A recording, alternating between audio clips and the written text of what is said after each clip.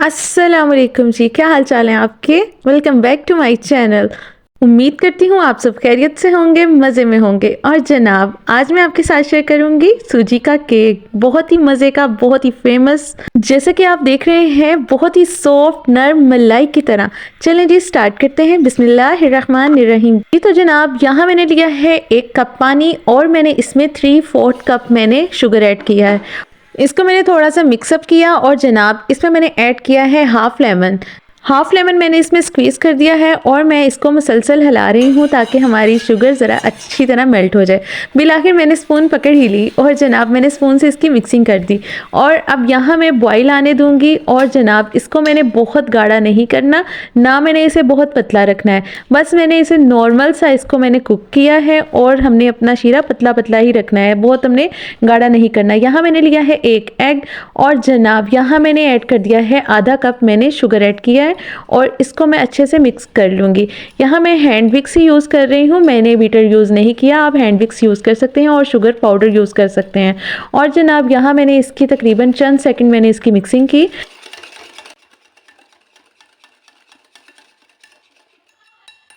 और जनाब अब मैं यहाँ पे ऐड कर दूंगी हाफ कप मैंने इसमें योगर्ट ऐड की है। और जनाब अब मैं इसकी भी मिक्सिंग कर दूंगी अच्छी तरह। और ये भी मिक्सिंग मैंने इसे कुछ सेकंड के लिए ही करनी है, मतलब आप 30 सेकेंड्स तक कर सकते हैं। और जनाब यहाँ मैंने अब ऐड कर दिया है हाफ कप मैंने यहाँ ऑयल ऐड किया है। अब मैं ऑयल के साथ भी इसको अच्छे से मिक्स कर लूँगी।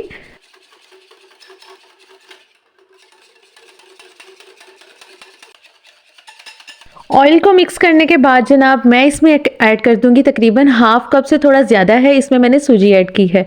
और जनाब तकरीबन 1 कप से थोड़ी सी कम बस सूजी मैंने इसमें ऐड कर दी।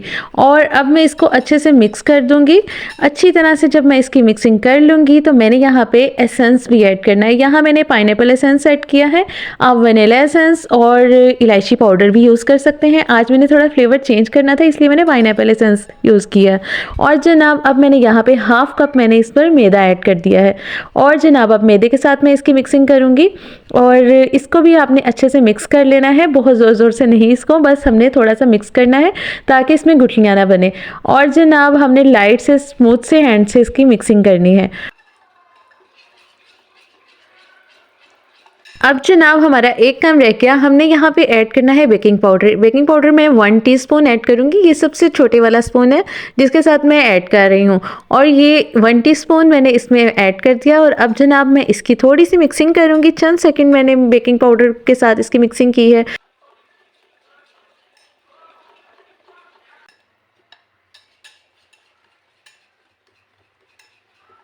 बेकिंग पाउडर को मिक्स करने के बाद जनाब मैंने ली है यहाँ पे एक डिश और जनाब मैंने उसको ऑयल से अच्छी तरह से ग्रीस कर लिया। इसको अच्छी तरह से मैंने ऑयल के साथ ग्रीस करना है, आप घी के साथ किसी भी चीज़ के साथ ग्रीस कर सकते हैं।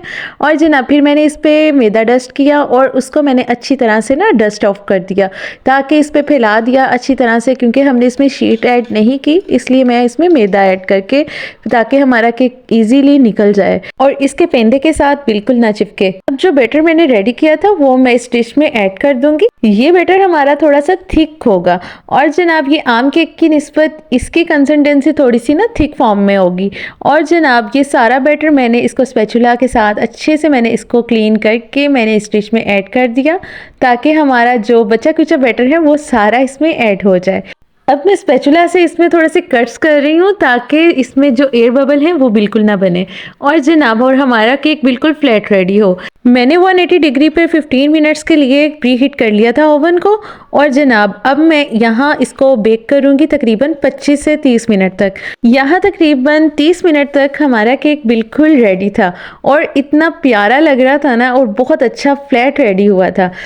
अब जनाब यहाँ मैंने बारबेक्यू स्टिक ली और मैंने इसके अंदर होल्स करने स्टार्ट कर दिए, ताकि हमने जो शीरा रेडी किया है वो इसके अंदर अच्छे से ना जज़ब हो जाए। और जनाब ये देखिए मैंने इसको अच्छी तरह से ना इसके अंदर होल्स करने स्टार्ट कर दिए ताकि इसके अंदर तक शीरा जाए। और जनाब अब मैंने यहाँ पे कटिंग करनी है। इस डिश की शेप थोड़ी सी चेंज थी, तो अगर स्क्वायर होती तो उसमें कटिंग बहुत इजी होती और इससे भी ज़्यादा प्यारी लगती। अगर आपके पास स्क्वायर डिश हो तो आप उसमें बनाइएगा। आफ्टर ऑल मैंने इसकी कटिंग की और ये जितना मैं सोच रही थी कि इस डिश में इसकी खूबसूरती नहीं लगेगी, यकीन माने उतना ही खूबसूरत लग रहा था, कोई कमी नहीं थी। और जनाब यहाँ मैंने इसकी कटिंग कंप्लीट कर दी और मैंने यहाँ पे ना इसके अंदर मैंने अब जो शीरा बनाया था ना वो 1 गिलास बन गया था तकरीबन, और वो मैंने सारे का सारा इसमें ऐड कर दिया। कटिंग के बाद मैंने इसमें ऐड किया है ताकि अच्छी तरह से ना इसके अंदर ऑब्जॉर्ब हो जाए। ये आपकी चॉइस है, आप शीरा ऐड करने से पहले कटिंग कर लें या बाद में कर लें। पहले मैंने सोचा था कि मैं इस पे आलमंड नहीं लगाऊंगी, फिर मुझे ख्याल आया कि मैं आलमंड लगाती हूँ इसकी खूबसूरती और बढ़ जाएगी। ओनली मैंने डेजिकेटेड कोकोनट इसमें ऐड करना था। फिर जनाब मैंने आलमंड का भी एडिशन कर दिया और डेजिकेटेड कोकोनट भी ऐड कर दिया। और जनाब ये रहा हमारा केक, माशाल्लाह से बहुत प्यारा, बहुत सॉफ्ट, बहुत मक्खन मलाई की तरह नरम। आप भी बनाइएगा और मेरे साथ अपना फीडबैक ज़रूर शेयर कीजिएगा। बहुत ही जूसी, बहुत ही सॉफ्ट रेडी हुआ था। इसका टेस्ट और टेक्सचर कुछ इस तरह से मिल रहा था जो बचपन में हम दुकानों से शीरे वाला केक मिलता था और वो खाते थे, और जनाब वो सबका अक्सर फेवरेट ही रहा है। बस इसका टेक्सचर उससे भी ज़्यादा स्मूथ और जूसी, बिल्कुल उसी तरह। और जनाब इतना मज़े का, इतना सॉफ्ट और डिलीशियस केक आप भी रेडी कीजिएगा और मेरे साथ इसका फीडबैक ज़रूर शेयर कीजिएगा। ये थी जी मेरी आज की रेसिपी। वीडियो अच्छी लगी हो तो वीडियो को लाइक और चैनल को सब्सक्राइब करना बिल्कुल मत भूलिएगा। मुझे दें इजाज़त, दुआओं में याद रखिएगा। टेक केयर, अल्लाह हाफिज़।